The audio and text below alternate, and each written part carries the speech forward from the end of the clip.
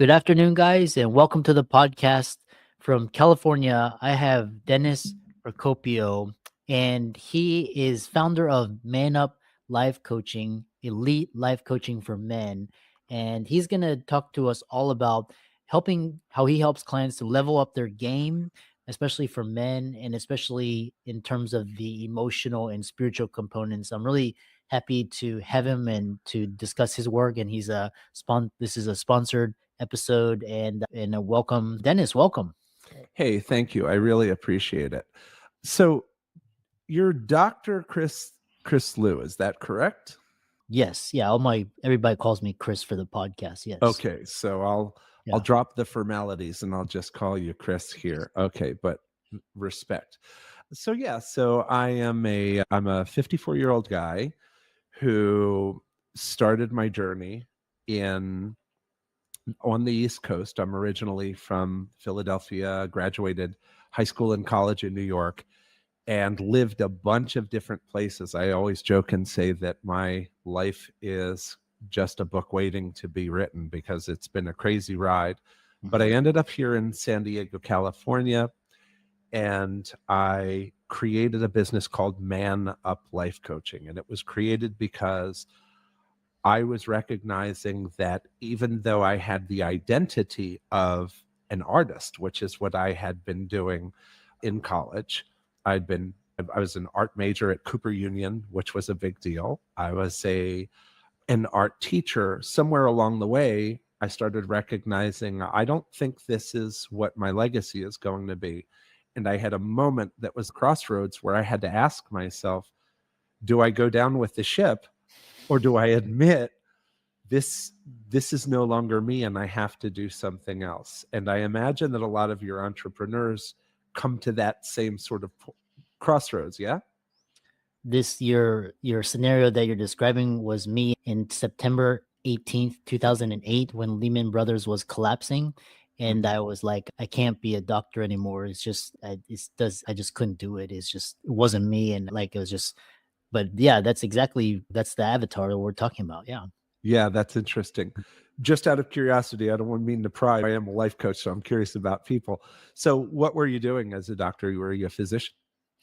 Yeah, so I was training in orthopedics up at Rutgers, and you're just very unhappy. The reason I went into medicine was because my parents were like, "Oh, Chris, you got to become a doctor to uphold the family tradition, and you have to demonstrate that we've been successful." And it's more a show. But like I said, I chasing the accolades, and it just, like I said, it hit a tipping point when I couldn't do it anymore. It's just like I would have gone crazy if I had continued. Yeah. Yeah, and it's funny because I have a lot of clients who are either South Asian or East Asian, and that, let's face it, there's a cultural thing there, which is that we're investing in you and we're looking for an ROI. Yeah. Yeah. So when you changed, and I'm going to loop back to how Man Up Life Coaching operates here, but I'm very curious. So when you changed hats, so to speak, what was your process for saying, I'm not going to be a doctor anymore, and this is what I want to do instead? Luckily, I had developed a skill and an interest in investing on the side. I had built up a good, very nice savings. I had no debt, and I had real estate investment properties. So I was okay. And then when the breaking point was, I couldn't do it anymore. I was just like, I walked into my chairman's office and I turned in my keys, badge, and pager, and I was like, see you later. And then very abrupt, and the transition was a little bit rocky because everybody thought I had lost it, and then you had to deal with this kind of stigma of, oh, you quit, oh, you let your parents down, oh, you let society down, oh, we invested so much into you. So it was a 1 or 2 year process of just regrouping and rebalancing and just reframing and refocusing, eventually getting back on track. So are you doing as well now financially as you were then? yeah, so that's a great question. That 1 or 2 year period of reset. So I decided I was going to be very successful in other areas. So and that was in the area of investing. I was able to retire. I became a multimillionaire when I was 38 years old. Nice. And a lot of my colleagues, they're either broke or in debt or just still working. So they make probably 500K plus per year, but they don't own or control their time. That they have to ask for vacation and time off and things like that. I control my time, my income, where I live, who I work with, who I associate with. So, yeah. Wonderful. Yeah, it's funny that you say that. Over the years, Mm. my Mhm. business, Man Up Life Coaching, I've been operating for the past over a decade now under this Mhm. brand. And my client demographic has a tendency to be, at least for me as a coach, because I'm 54. So as I've aged, my clients have aged with me. Yeah. And my demographic tends to be guys between 30 something and maybe mid to late 50s. I have some late 60s, I have some early 20s, but my sweet spot is there. And I've worked with a lot of guys in medicine, and they've explained to me how, especially some of the older guys, how the landscape has changed. Being a doctor isn't what it used to be. And again, not to get us in trouble here, the scene is that when you go to work in one of these medical facilities, you're going to work for a medical admin team, Yeah. and you're an employee. And I love to hear your story. So would you say Mhm. that you're happier now as a result of the choices that you made? Yeah, obviously, of course. Otherwise, like I said, at that point in 2008, when everything was like a very just a low energy, low vibrational state, very angry. Yes. And now I'm in a higher energy and vibrational state, and I'm doing what I want to do. Like I said, I don't need to worry about money anymore. Yes. And like I can do what I want to do. Yeah. And if I don't want to do it, I just tell you I don't want to do it. Yeah. Yeah. So you have autonomy, which is really, nothing is more valuable than autonomy. It's your own peace of mind. I also noticed that you're using language like vibrational state. Do you meditate? Yes, I do. Yes. Yeah, I do. But yeah. Good. The reason that I ask is because meditation is a key component of what we do here at Man Up Life Coaching. So some of the guys who I've dealt with over the years, who have been where you are, who have wanted to make a switch, one of the big fears that they have, and I'm sure you'll relate to this, it always starts with, I'm satisfying my how, but I'm not satisfying my why. I figured out how to make money, but I haven't figured out why to make money. Do you identify with that? It's the classic it's the classic dilemma. If you A lot of people, they go to work to earn a paycheck, and then basically they're stuck because if they don't like it, I think it's 90% of people, they hate their jobs, or they hate their boss, or they're just Mm, like stuck in boring, like meaningless lives. And I think it's 90%, but they have to, because they have no other choice. And it's just like when you start to do things that have more purpose and meaning, as opposed to, what I found interesting was people will kill themselves over working for a paycheck. And basically, money and a paycheck is an idea, and money is just basically paper and ink. You can Now it's like digits. Jerome Powell can just put in the U.S. bank account $1 trillion, and it's there. So it's amazing what people will do for that number. But ultimately, it's about freedom. yeah, it's Yeah. really about freedom. And so when my guys come to me, usually the process is the same. A guy is in his anywhere from late 20s and he's very career minded, to mid 30s and he's really in the middle of the rat race, or 40s and he's saying, it's almost time for me to check out here. I either need to double down on this thing that I'm doing and that I don't like, or now's the time for me to make a move. And the first thing that he has to deal with is his own self judgment. I have observed that there is something called a failure script, and I'll share it with you at the risk of hijacking the microphone here and Yeah, monologuing that's for a like, second. Okay.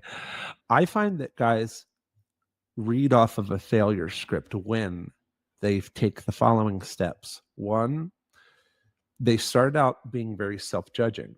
And the reason that they're self judging is because they have been raised, and men in particular, I'm always speaking to a male audience because that's who I deal with. We've been raised by our fathers and our fathers' fathers that our value is associated with our productivity. You started the conversation saying the same thing. You Be a doctor like everyone else in the family. Like, no, it's not acceptable for you to just go sell hot dogs or something. You're going to do this. So one is, if you're reading off of a failure script, number one is judgment. Judgment because you worry that you are not living up to your own expectations. You judge yourself and you have this narrative that other people judge you. That leads to depression.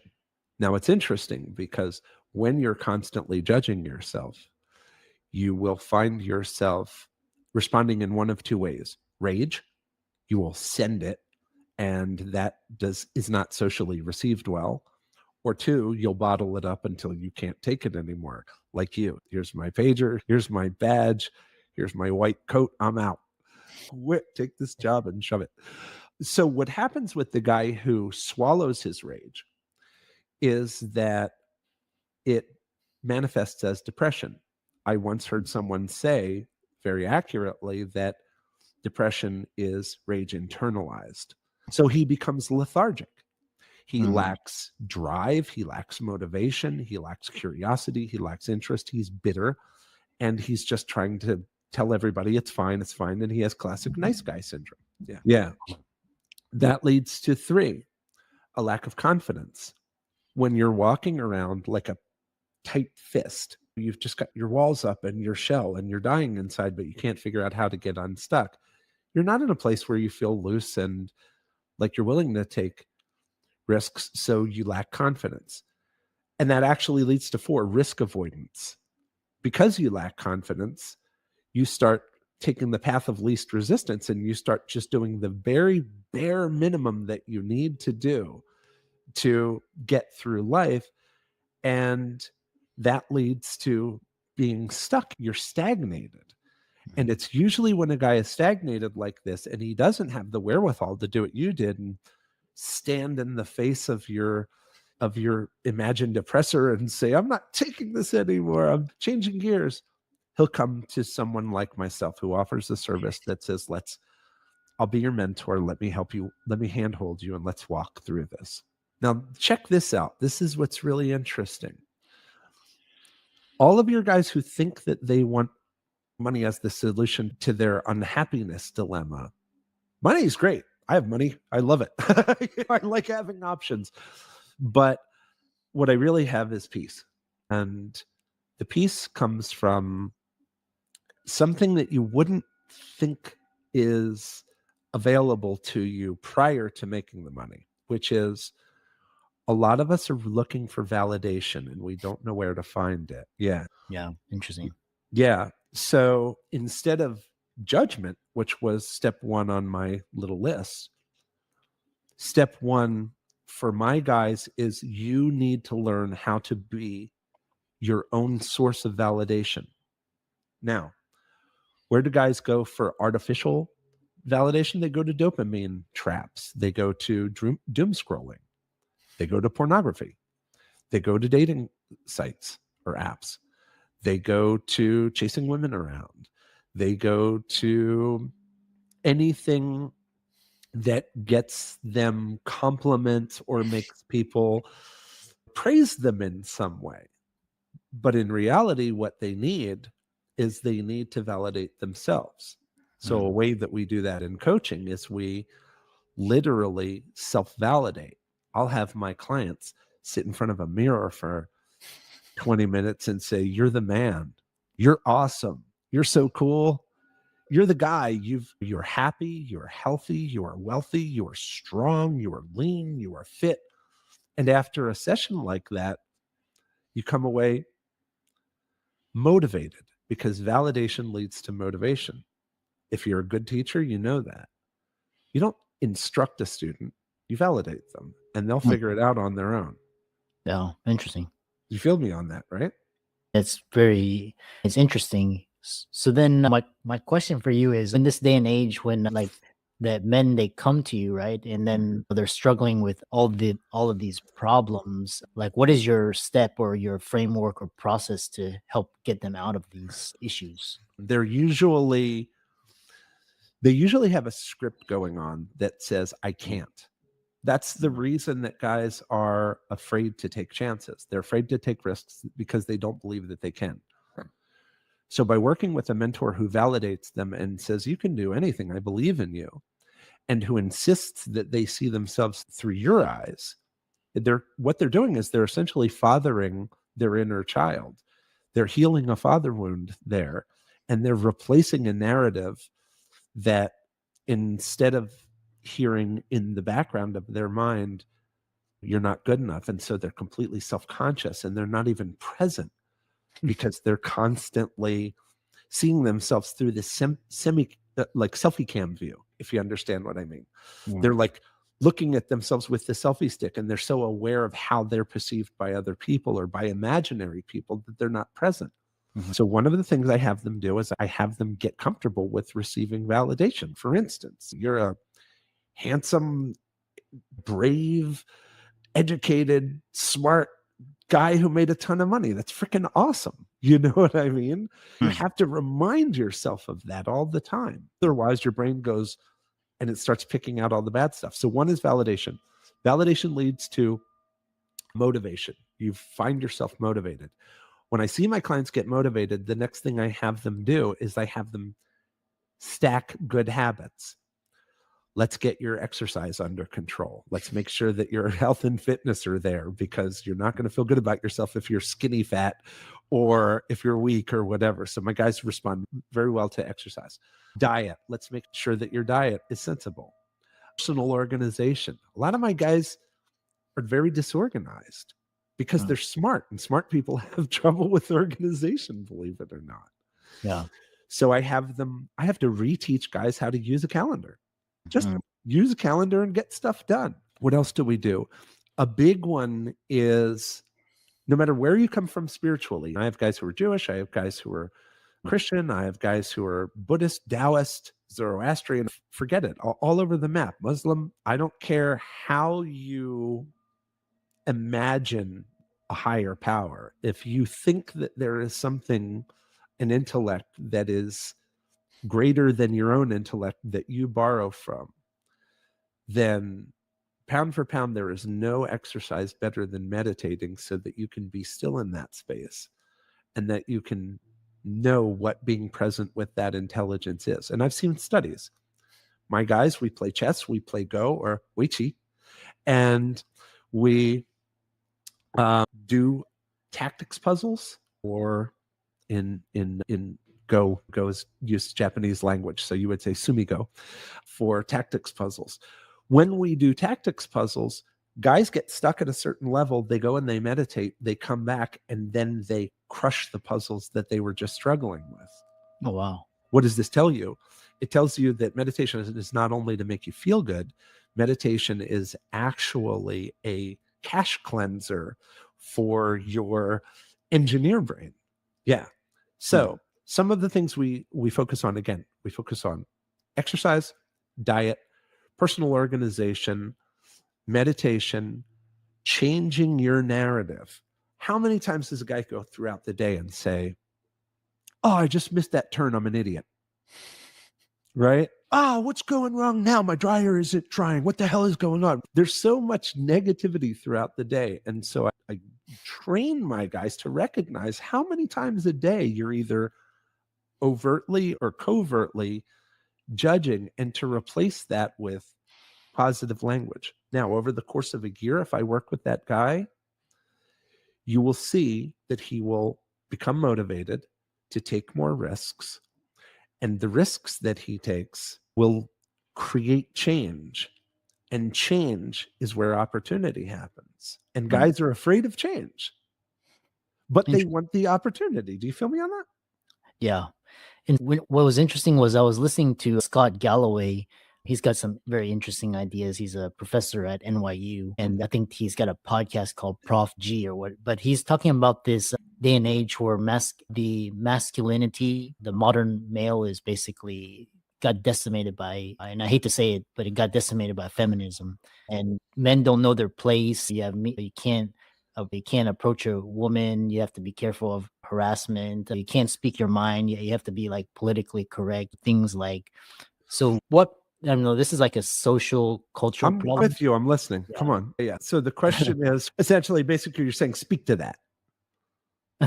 I wasn't done asking the question, but it was Oh, basically, what do you think is causing men to come to you as clients?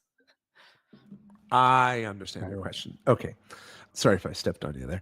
One of the things that causes guys to come to me more than anything else is they have either tried therapy, clinical therapy, and it hasn't been effective for them because in a clinical environment, a psychiatrist is looking for the med to prescribe.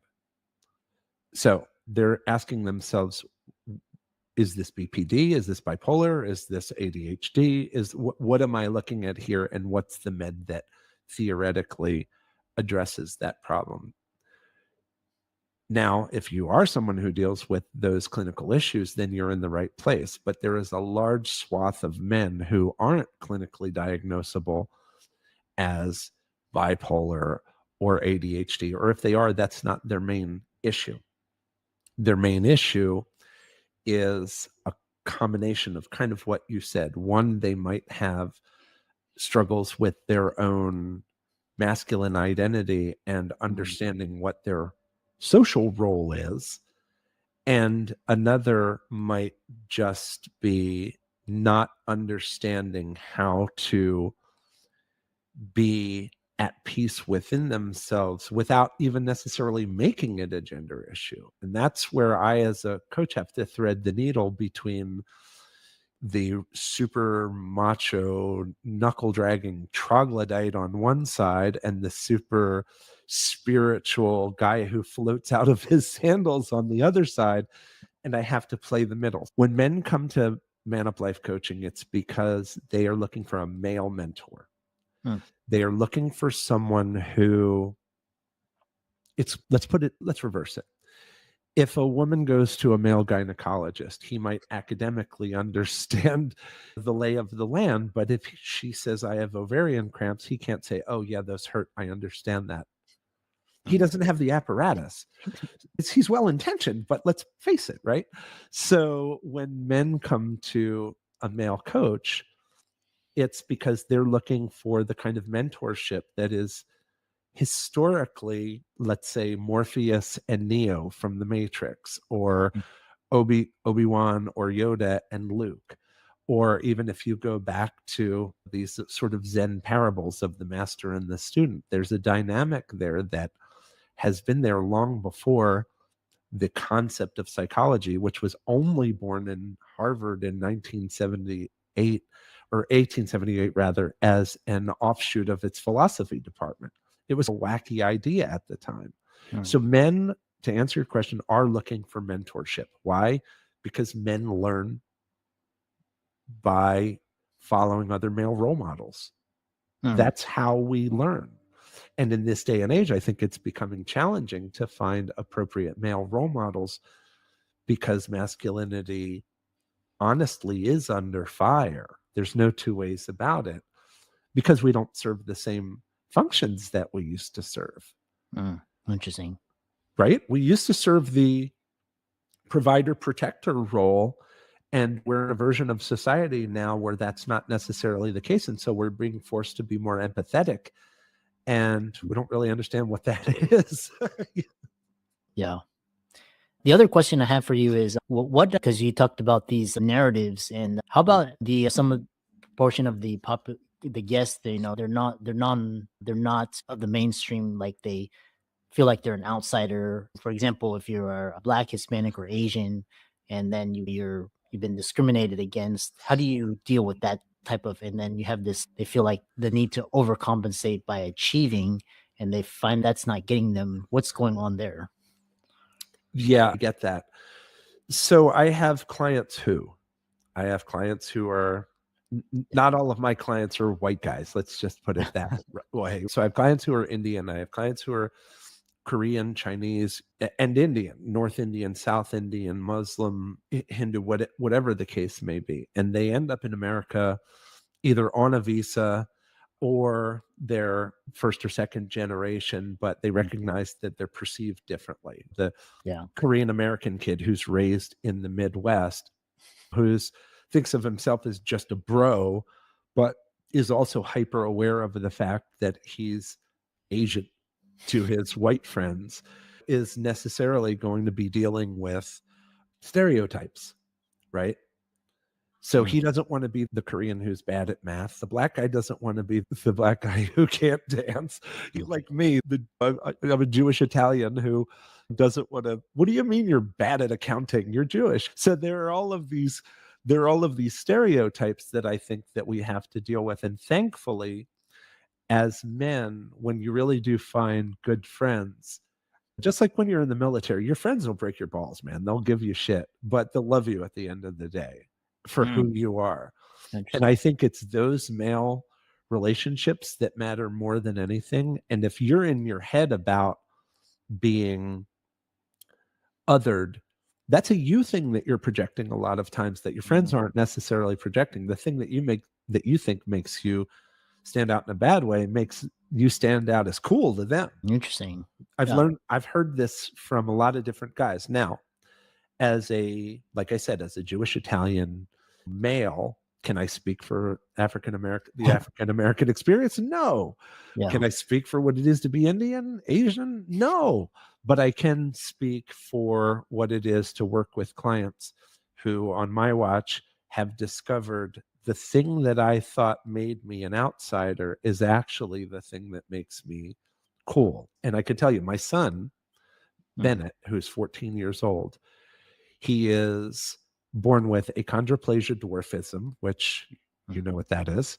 Yeah. And he's also level 3 autism.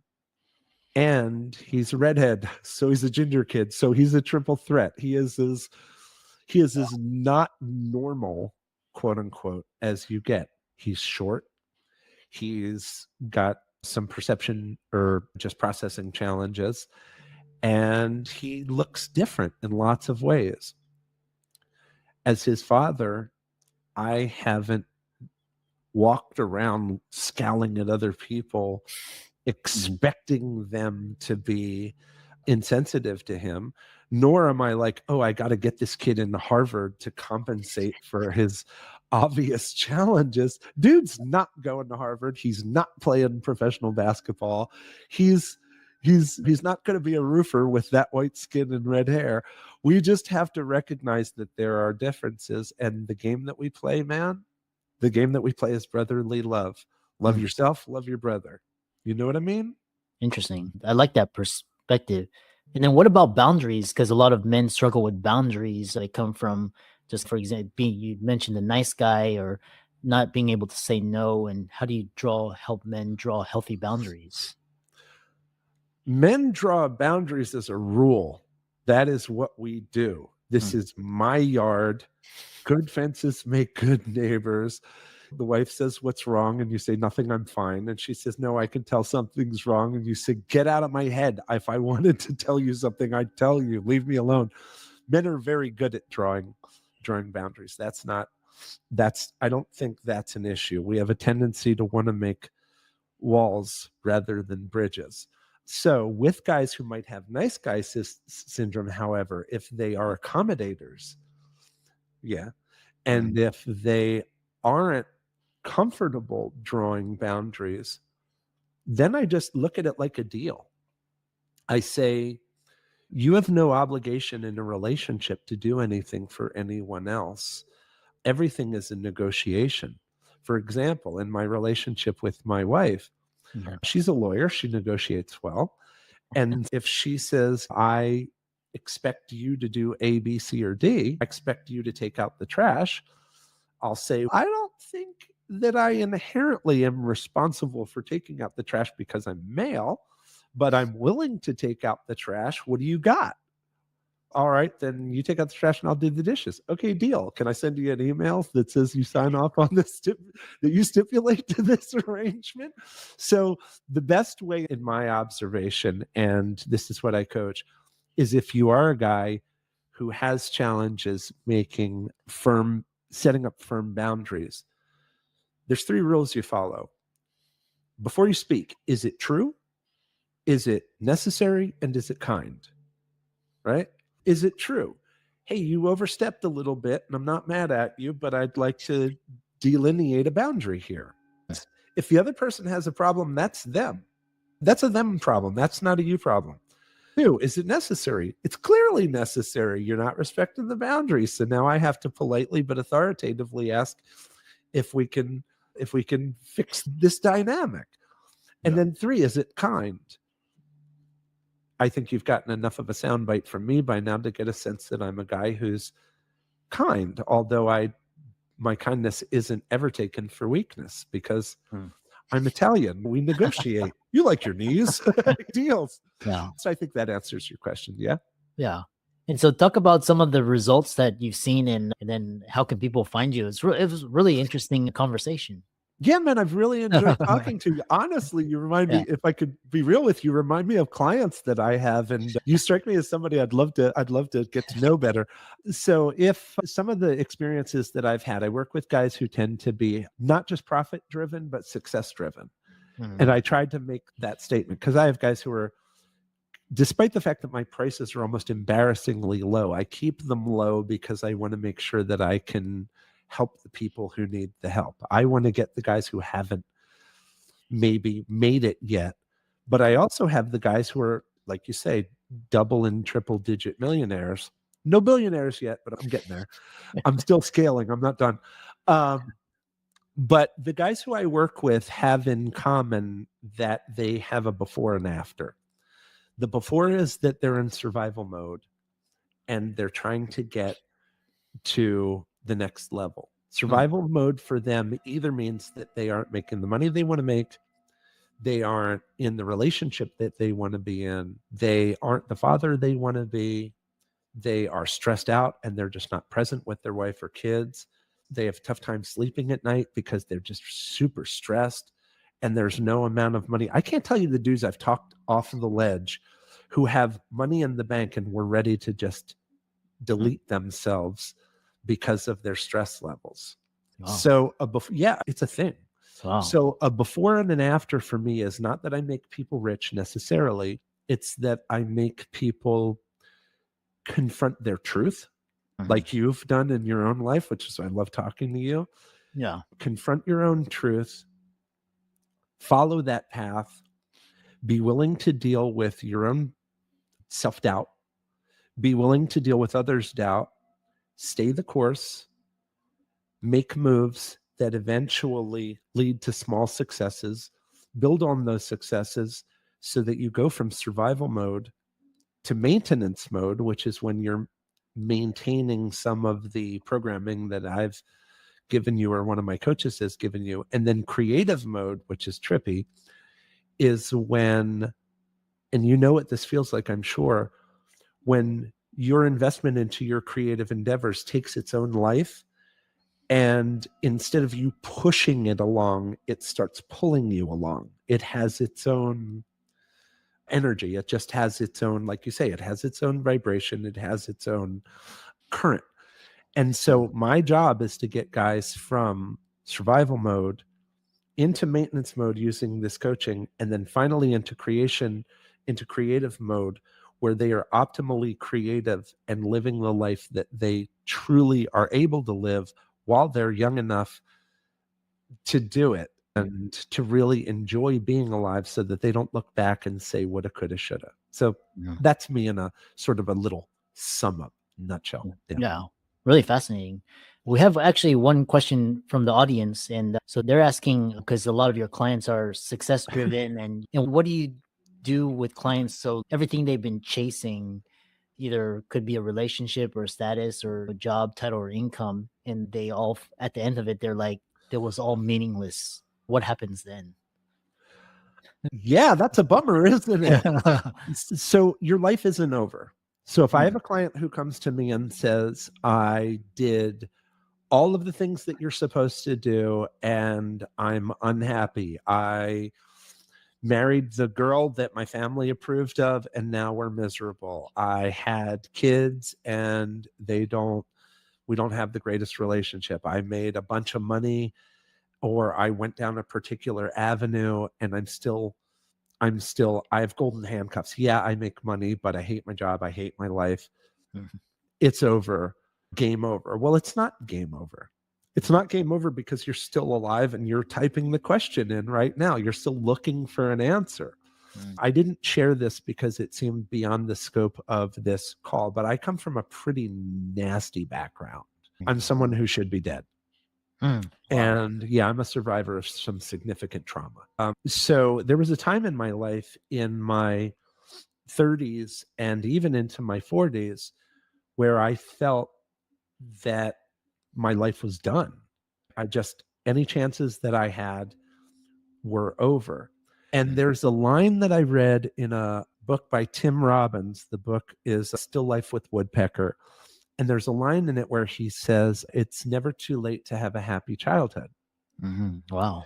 Mhm. And instead of sitting around pissing and moaning about the fact that I didn't get the childhood that I felt that I should have had, and instead I got all the bad stuff, and again, I won't traumatize your audience with the details, I did a David Goggins and I said, okay, I can either sit around and cry in my beer about this, or I can do something about it.